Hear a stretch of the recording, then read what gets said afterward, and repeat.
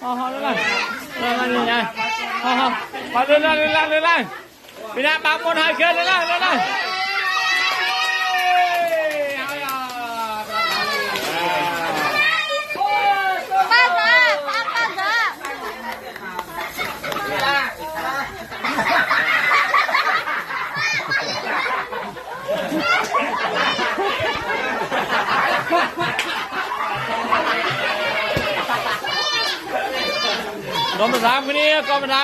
con mà làm cái này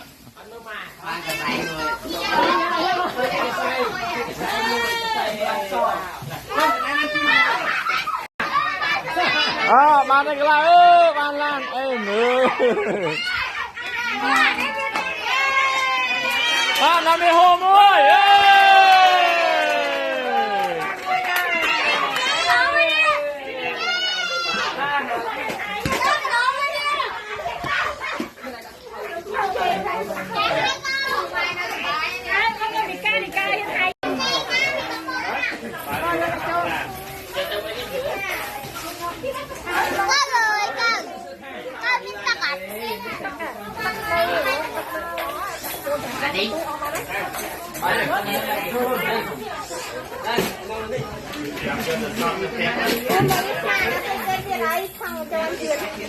Cảm ơn ta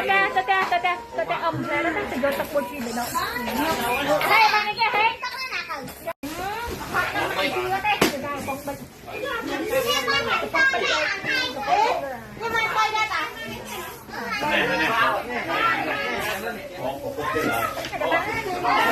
Trời lima pe ai đó món lima lima em muốn vô tới nơi chùa tập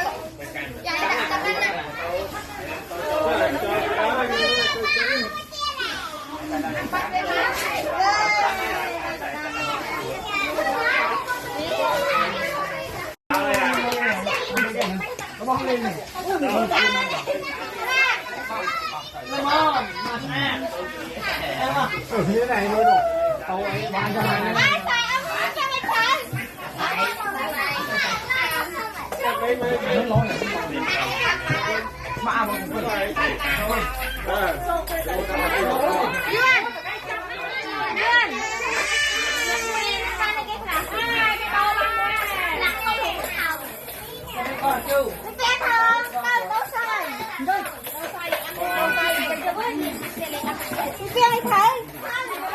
đâu hay nào mấy mai muối ba